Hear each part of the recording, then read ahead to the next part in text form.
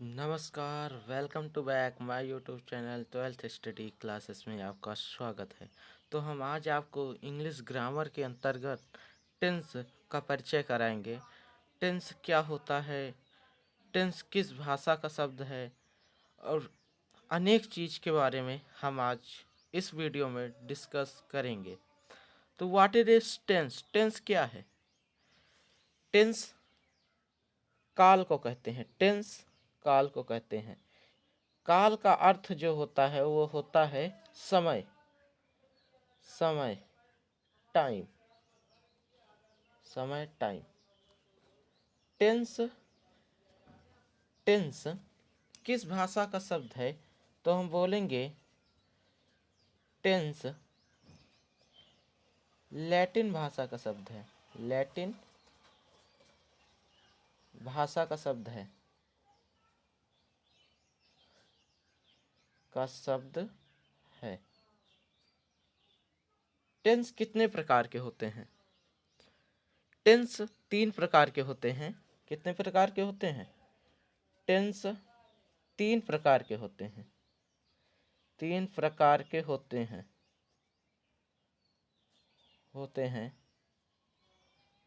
Tense 3 प्रकार के होते हैं। कौन कौन से 3 प्रकार के टेंस होते हैं, चलिए देखते हैं। टेंस कौन कौन से 3 प्रकार के होते हैं? तो जो पहला टेंस है उसे हम कहते हैं प्रेजेंट टेंस। क्या कहते हैं? Present tense. Present tense. दूसरा जो है उसे हम कहते हैं पास्ट टेंस। Past tense. तीसरा जो है जिसे हम कहते हैं फ्यूचर टेंस। Future tense. ये 3 टेंस होते हैं। प्रेजेंट का मतलब है वर्तमान काल। वर्तमान काल। वर्तमान काल। वर्तमान काल मतलब जो अभी चल रहा है उसे हम वर्तमान काल कहते हैं। और पास्ट का मतलब है भूतकाल। भूतकाल मतलब जो बीत चुका है उसे हम भूतकाल कहते हैं। और फ्यूचर का मतलब है भविष्य काल। भविष्य काल यानी जो आने वाला है उसे भविष्य काल कहते हैं। जैसे कि हम आपको बता दें प्रेजेंट टेंस वर्तमान काल। जैसे मैं खाना खाता हूँ, मैं खाना खा रहा हूँ, मैं खाना खाता हूँ, मैं खाना खा चुका हूँ, मैं खाना खा रहा हूँ। तो ये प्रेजेंट के अंतर्गत हो रहा है। ये वर्तमान काल के अंतर्गत हो रहा है। मैं खाना खा चुका हूँ, मैं खाना खा चुका हूँ, ये भूतकाल के अंतर्गत हो रहा है, पास्ट टेंस के अंतर्गत। मैं खाना खाऊंगा, मैं खाना खाऊंगा, मैं खाना नहीं खाऊंगा, ये भविष्य काल के अंतर्गत आ रहा है, फ्यूचर टेंस के अंदर। प्रत्येक टेंस के चार चार सेंटेंस होते हैं। प्रत्येक टेंस के चार चार सेंटेंस होते हैं। प्रेजेंट का 4 सेंटेंस हो गया, और इसका पास्ट का 4 सेंटेंस हो गया, फ्यूचर का 4 सेंटेंस हो गया। तो टोटल 12 सेंटेंस हमारे पास बनेंगे। कौन कौन से होंगे? जैसे ये प्रेजेंट है तो ये प्रेजेंट टेंस यानी पहला आ जाएगा present indefinite. Present indefinite. Present indefinite. फिर दूसरा हो जाएगा प्रेजेंट कॉन्टिन्यूअस। Present continuous. तीसरा हो जाएगा प्रेजेंट परफेक्ट। Present perfect. चौथा हो जाएगा present perfect continuous. Present perfect continuous. Continuous. Continuous. इसी प्रकार इसमें भी हो जाएगा इंडेफिनिट। इसी प्रकार इसमें भी हो जाएगा indefinite. Indefinite continuous. Past continuous. Past continuous. Past perfect. Past perfect. और यहाँ पे हो जाएगा past perfect continuous. Past perfect continuous. यहाँ पे हो जाएगा पास्ट परफेक्ट कॉन्टिन्यूअस। और इसमें भी हो जाएगा future indefinite. Future indefinite. Future continuous. Future continuous, future perfect, future perfect और future perfect continuous, future perfect continuous, continuous, future perfect continuous. ये प्रत्येक के 4 सेंटेंस हैं, ये प्रत्येक के 4 सेंटेंस हैं। तो ये टोटल बने कितने सेंटेंस? ये टोटल बन जाएंगे 12 सेंटेंस। ये टोटल 12 सेंटेंस के बारे में हम जानेंगे, ये 12 सेंटेंस के बारे में हम जानेंगे। इस वीडियो में हम कवर करेंगे प्रेजेंट इंडेफिनिट को, प्रेजेंट इंडेफिनिट को। तो आप हेडिंग डालिए present indefinite, present indefinite, present, present, present tense, present tense. Present tense में हम किसकी बात करेंगे? इंडेफिनिट की बात करेंगे, प्रेजेंट इंडेफिनिट की बात करेंगे, प्रेजेंट इंडेफिनिट की हम बात करेंगे, इंडेफिनिट, प्रेजेंट इंडेफिनिट। तो आप कैसे जानेंगे, कैसे जानेंगे कि ये प्रेजेंट इंडेफिनिट है या नहीं? तो कैसे जानेंगे आप प्रेजेंट इंडेफिनिट है या नहीं? तो उसके लिए आपको पहचानना होगा। तो पहचानेंगे कैसे आप कि ये प्रेजेंट इंडेफिनिट है या नहीं? तो पहचानने के लिए जिन वाक्य, जिन लिखेंगे, जिन वाक्य, वाक्य के अंत में, अंत में, आखिरी में, अंत में ता है, कामा ती है, कामा ते है, आदि शब्द आते हैं, आदि शब्द, आदि शब्द आते हैं, तो वह प्रेजेंट इंडेफिनिट, इंडेफिनिट के द्वारा किए जाते हैं, के द्वारा ये अंतर्गत किए जाते हैं, किए जाते हैं, किए जाते हैं। तो ये आप जान गए हैं कि पहचान क्या होगी। तो पहचान क्या होगी? जिन वाक्य के अंत में ता है, ती है, ते हैं आदि शब्द आ जाएं तो समझ जाइए वो प्रेजेंट इंडेफिनिट है। और प्रेजेंट इंडेफिनिट करने का रूल क्या होगा? तो प्रेजेंट इंडेफिनिट में 3 प्रकार के शब्द, 3 प्रकार के सेंटेंस किए जा सकते हैं। पहला अफर्मेटिव, जिसे हम पॉजिटिव कहते हैं, जैसे मैं खाता हूँ, मैं पीता हूँ, मैं लिखता हूँ, मैं पढ़ता हूँ, मैं नहाता हूँ, ये अफर्मेटिव सेंटेंस हो गए। और दूसरा निगेटिव सेंटेंस, मैं नहीं खाता, मैं नहीं लिखता, मैं नहीं पीता, नहीं नहाता, ऐसे शब्द निगेटिव हो गए। और इंट्रोगेटिव कौन से सेंटेंस हैं? क्या वह स्कूल जाता है, मैं कैसे कैसा हूँ, मैं कैसा नहीं हूँ, ये इंट्रोगेटिव सेंटेंस के अंतर्गत आता है। तो पहले हम पढ़ेंगे अफर्मेटिव। अफर्मेटिव क्या है? Affirmative, affirmative, affirmative sentence, sentence, sentence, affirmative sentence. ठीक है, अफर्मेटिव सेंटेंस के बारे में हम जानेंगे। अफर्मेटिव सेंटेंस, अफर्मेटिव सेंटेंस करने का नियम क्या है? यदि, अगर, देखिए, अगर सब्जेक्ट, सब्जेक्ट, अगर subject I, we, they, you अथवा प्यूरल हो, क्या हो? प्यूरल हो, प्यूरल हो, प्यूरल मतलब बहुवचन हो, बहुवचन हो, प्यूरल मतलब बहुवचन हो। तो इसके लिए हम कैसे करेंगे सेंटेंस?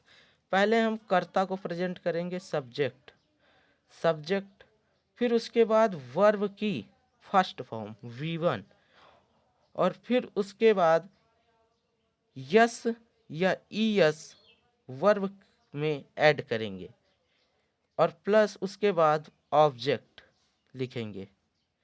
तो इस प्रकार करेंगे तब जब आई वी दे यू हो। तो अगर अगर सब्जेक्ट अगर सब्जेक्ट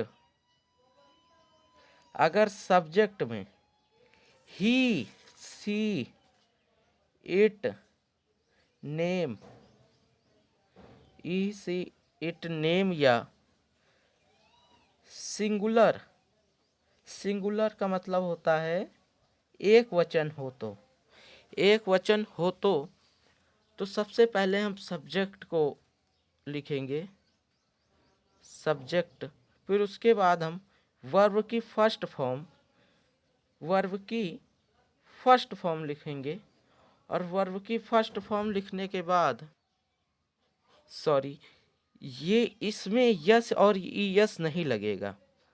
अगर सब्जेक्ट प्लूरल है तो उसमें यस या ई यस नहीं लगेगा। अगर सब्जेक्ट सिंगुलर है, subject he, she, it, name या सिंगुलर शब्द है, तो उसमें सब्जेक्ट प्लस वर्ब की फर्स्ट फॉर्म और प्लस यस या ई यस प्लस ऑब्जेक्ट का प्रयोग करेंगे।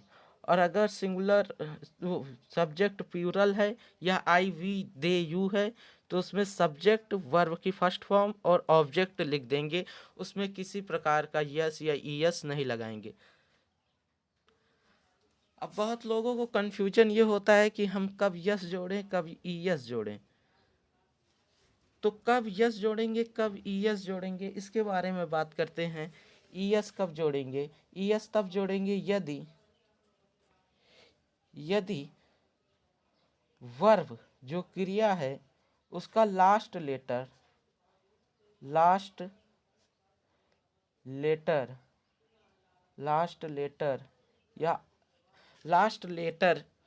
यानी आखिरी शब्द यस या यस यच या यस यस या तो सी एच एक्स ओ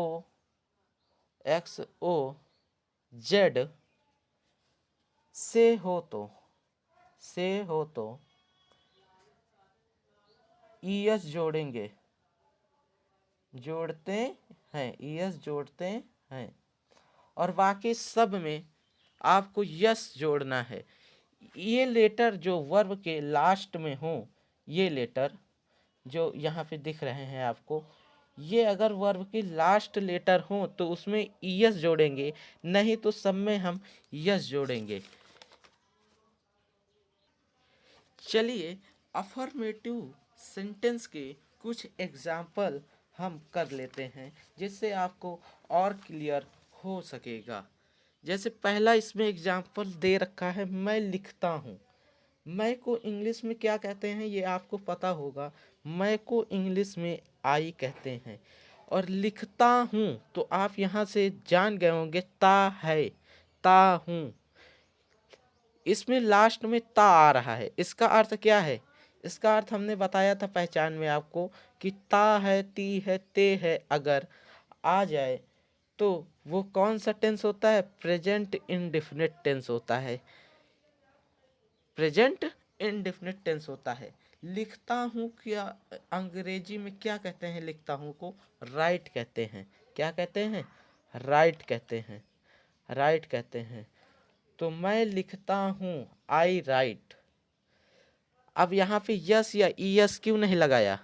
क्योंकि आपको हमने बता रखा है कि अगर आई वी दे यू अथवा सब्जेक्ट प्लूरल हो तो हम उसमें यस या ई यस नहीं ऐड करते हैं। सब्जेक्ट प्लस वर्ब की first form plus object. Subject इसमें मैं हूँ और वर्ब इसमें लिखता है, और ऑब्जेक्ट दे ही नहीं रखा है तो ऑब्जेक्ट इसीलिए इसमें नहीं है।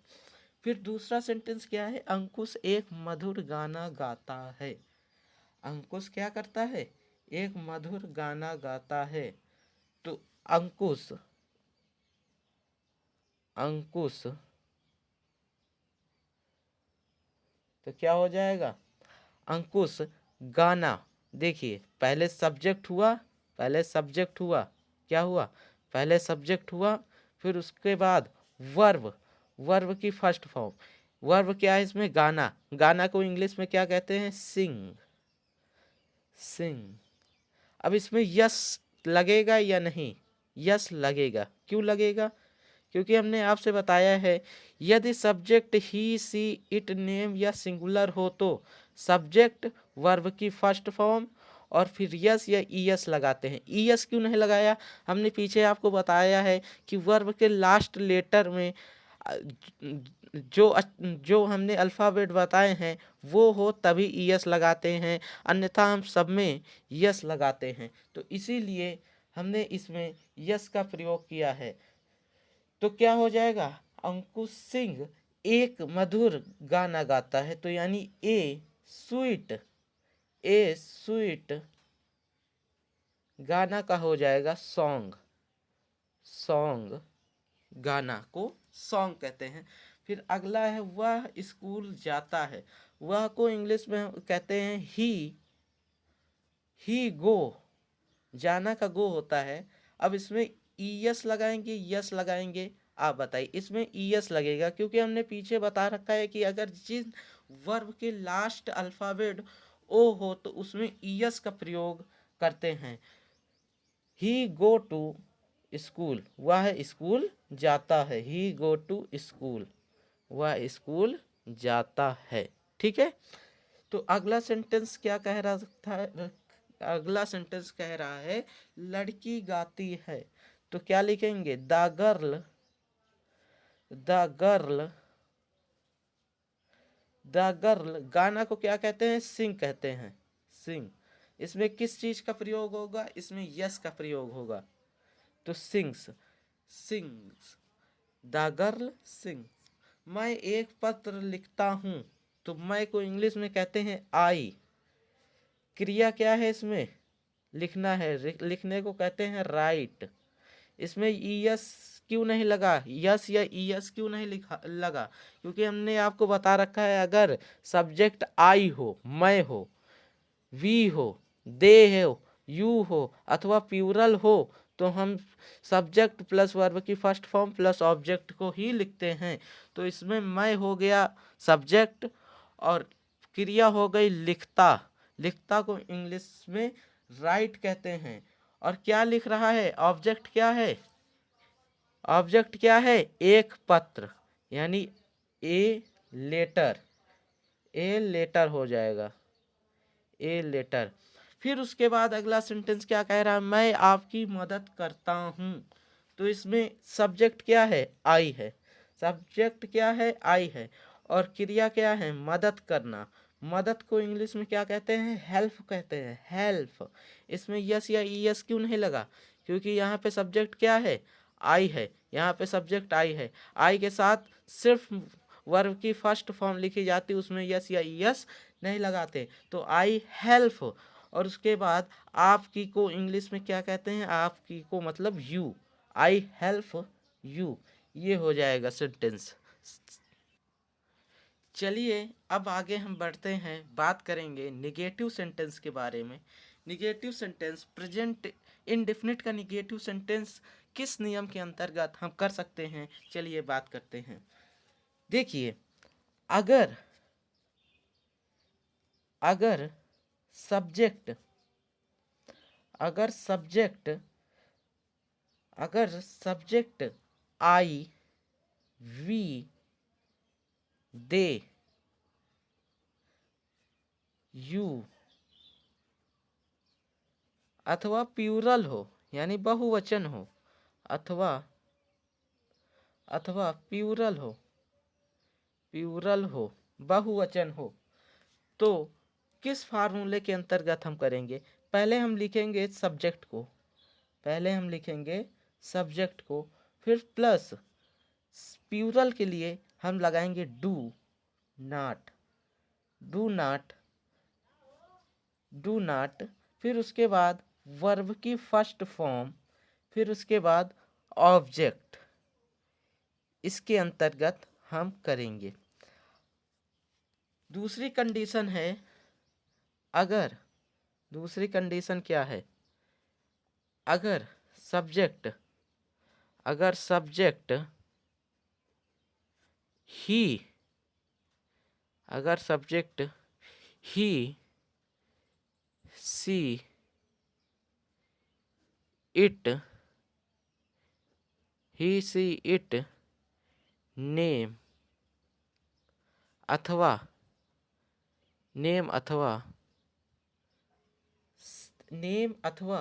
सिंगुलर हो, सिंगुलर यानी एक वचन हो, सिंगुलर हो यानी एक वचन है, तो हम क्या करेंगे, पहले सब्जेक्ट को लिखेंगे और सब्जेक्ट को लिखने के बाद डज नॉट का प्रयोग करेंगे। यहाँ पे डज नॉट का प्रयोग करेंगे और फिर वर्ब की फर्स्ट फॉर्म लिखेंगे, फिर उसके बाद हम ऑब्जेक्ट को लिखेंगे। तो इस फार्मूले के अंतर्गत हम निगेटिव सेंटेंस को करेंगे। चलिए निगेटिव सेंटेंस के हम कुछ एग्जाम्पल करते हैं, जिससे आपको रूल और भी क्लियर होंगे। तो पहला एग्जाम्पल क्या कह रहा है, मैं अपना पाठ याद नहीं करता हूँ। तो मैं को क्या लिखेंगे, कर्ता क्या है, मैं है, तो मैं को क्या लिखेंगे, कर्ता मतलब सब्जेक्ट, मैं को इंग्लिश में कहते हैं आई।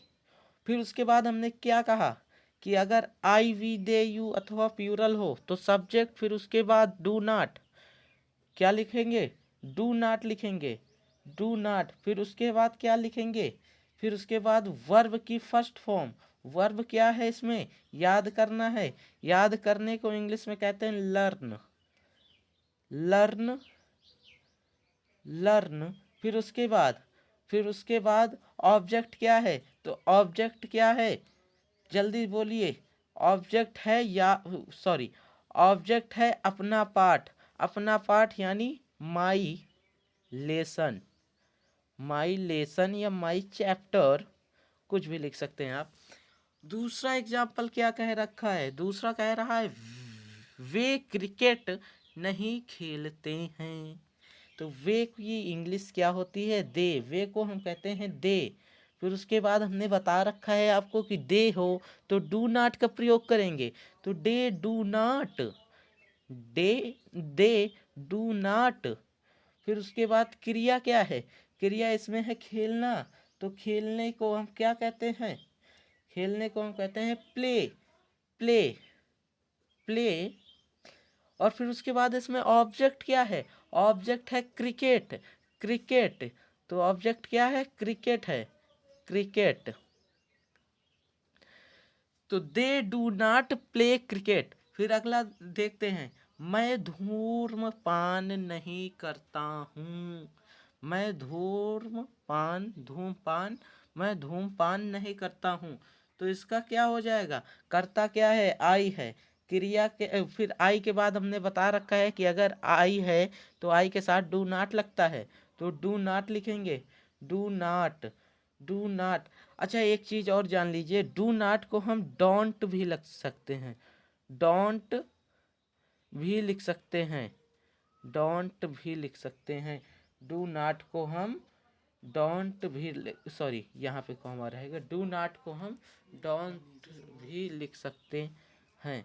फिर उसके बाद क्रिया क्या है, क्रिया इसमें क्या हो जाएगी, क्रिया इसमें हो जाएगी करना, धूमपान नहीं करता हूँ, करना को हम डू ही कहते हैं, क्या नहीं करते हैं, इस धूमपान, तो क्या हो जाएगा, स्मोकिंग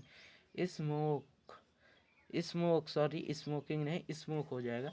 फिर उसके बाद वे शोर नहीं मचाते हैं, वे को हम कहते हैं दे। फिर दे के साथ क्या लगता है, डू नॉट लगता है, दे डू नॉट। और दे डू नॉट नहीं वे शोर नहीं करते हैं, वे शोर नहीं करते हैं। तो मेक क्रिया क्या है इसमें? करना, नहीं करते हैं। Make a noise, A noise, make a noise. फिर अगला क्या है?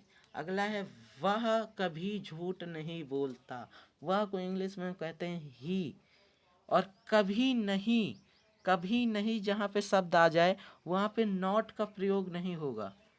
डज नॉट, डू नॉट का प्रयोग नहीं होगा। जहाँ पे कभी, कभी और नहीं शब्द आ जाए वहाँ पे डू नॉट और डज नॉट का प्रयोग ना करके हम नेवर का प्रयोग करते हैं। नेवर का प्रयोग करते हैं।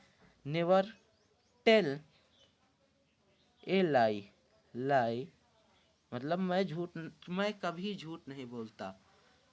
अगर यहाँ पे केवल कभी हटा देते हम, कभी नहीं होता, तो ये क्या हो जाता? He does not tell a lie. जहाँ कभी नहीं आ जाए वहाँ पे नेवर का प्रयोग करेंगे। कभी नहीं आ जाए वहाँ पे हम नेवर का प्रयोग। चलिए अब बात करते हैं आगे प्रेजेंट इंडेफिनिट इंट्रोगेटिव सेंटेंस के बारे में। इंट्रोगेटिव सेंटेंस किस नियम के अंतर्गत करेंगे तो जानते हैं। अगर अगर अगर subject I, we, they, you अथवा प्यूरल हो, क्या हो? प्यूरल हो अथवा प्यूरल हो, तो हम क्या करेंगे? प्यूरल होगा अगर, तो हम पहले डू का प्रयोग करेंगे। Do plus subject plus verb की फर्स्ट फॉर्म प्लस ऑब्जेक्ट। अगर सेंटेंस में नहीं शब्द बीच में अगर नहीं शब्द हो, तो उसके लिए हम पहले क्या करेंगे? डू का प्रयोग करेंगे, फिर उसके बाद सब्जेक्ट लिखेंगे, फिर उसके बाद नॉट, फिर उसके बाद वर्ब की फर्स्ट फॉर्म, फिर उसके बाद ऑब्जेक्ट क्वेश्चन मार्क, क्योंकि ये इंट्रोगेटिव है। ठीक है, इस नियम का प्रयोग करेंगे। और अगर दूसरा नियम है, अगर सब्जेक्ट ही सी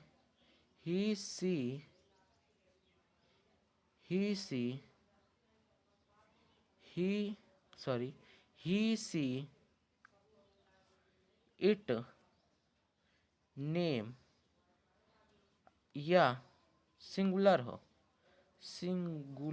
क्या हो? सिंगुलर हो, तो हम पहले डज फिर उसके बाद सब्जेक्ट, फिर उसके बाद वर्ब की फर्स्ट फॉर्म, फिर उसके बाद ऑब्जेक्ट होगा। ठीक है, फिर उसके बाद क्या होगा? ऑब्जेक्ट होगा। फिर उसके बाद अगर नहीं शब्द दे रखा हो, नहीं शब्द सेंटेंस में हो, इंट्रोगेटिव में अगर सेंटेंस में नहीं शब्द हो, तो डज फिर plus subject plus not plus verb की फर्स्ट फॉर्म प्लस ऑब्जेक्ट, इस वाले रूल का फॉलो करेंगे। चलिए चलते हैं एग्जाम्पल पे। एग्जाम्पल करेंगे तो और भी क्लियर होगा आपको। तो पहला एग्जाम्पल कह रहा है, क्या वह किताब पढ़ती है? क्या वह किताब पढ़ती है?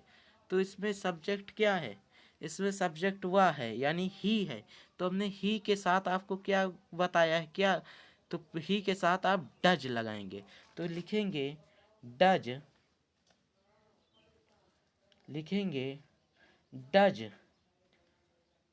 सी, डज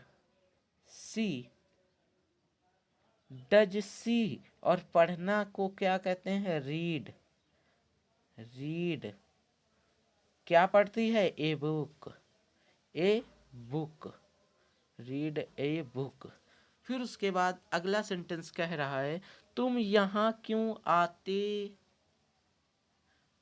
तुम यहाँ क्यों आते हो, होगा सॉरी, आते हो, तुम यहाँ क्यों आते हो। तो तुम को हम क्या कहेंगे, यू कहेंगे। और यू के साथ हमने क्या बताया, क्या लगाना है आपको, डू लगाना है, डू लगाना है। और यहाँ पे बीच में क्यों दे रखा है, तो अगर कोई बीच में क्यों, कैसे, कब, कहाँ, यहाँ ये शब्द दे रखे हों तो पहले उसको लिखते हैं। क्यों को हम कहते हैं वाई, वाई। और यहाँ पे तुम है, यू के साथ हम डू लगाते हैं, वाई डू। और you, why do you know, why do you sorry come, why do you come here. यहाँ को कहते हैं हेयर, आना को कहते हैं कम। और अगर हमने बताया आपको, जैसे यहाँ पे क्यों, कैसे, कब, यहाँ, कहाँ ये दे रखा हो तो उसकी इंग्लिश जो है वो पहले लिखते हैं। फिर उसके बाद तुम उसे कैसे जानते हो, तुम उसे कैसे जानते हो। तो तुम यानी यू, यू के साथ हमने आपको बता रखा है कि यू के साथ हम डू का प्रयोग करेंगे, लेकिन यहाँ पे कैसे आ गया है तो कैसे पहले लिखेंगे। कैसे को इंग्लिश में क्या कहते हैं, हाउ, हाउ। फिर उसके बाद डू, फिर उसके बाद subject, how do you, how do you. फिर जानते हो, तो जानने को क्या कहते हैं, नो, क्या कहते हैं, नो। उसे, उसे को इंग्लिश में कहते हैं हर, हर, ठीक है। फिर उसके बाद अगला सेंटेंस है आप उसे कैसे नहीं जानते, आप उसे कैसे नहीं जानते। तो कैसे पहले आ जाएगा, कैसे को कहते हैं हाउ। फिर उसके बाद डू लगेगा या डज, तो हमने आपको बताया है यू के साथ हमेशा डू लगता है, तो हाउ डू यू। अब नहीं शब्द है तो पहले नहीं, यानी नहीं को हम इंग्लिश में नॉट कहते हैं। नहीं को आपको सब्जेक्ट के बाद ही लगाना है, हेल्पिंग वर्ब के बाद में नहीं, सब्जेक्ट के बाद हमेशा नहीं लगेगा। नो हर। तो इस वीडियो में हमने प्रेजेंट इंडेफिनिट के सारे अफर्मेटिव, निगेटिव, इंट्रोगेटिव ये सेंटेंस हमने कवर कर लिए हैं। अब अगला वीडियो प्रेजेंट कॉन्टिन्यूअस का आएगा। उम्मीद करते हैं ये वीडियो आपको पसंद आया होगा। पसंद आया है तो लाइक और सब्सक्राइब कीजिए। सब्सक्राइब करने से आपको दूसरा वीडियो मिलने का नोटिफिकेशन मिल जाएगा। धन्यवाद।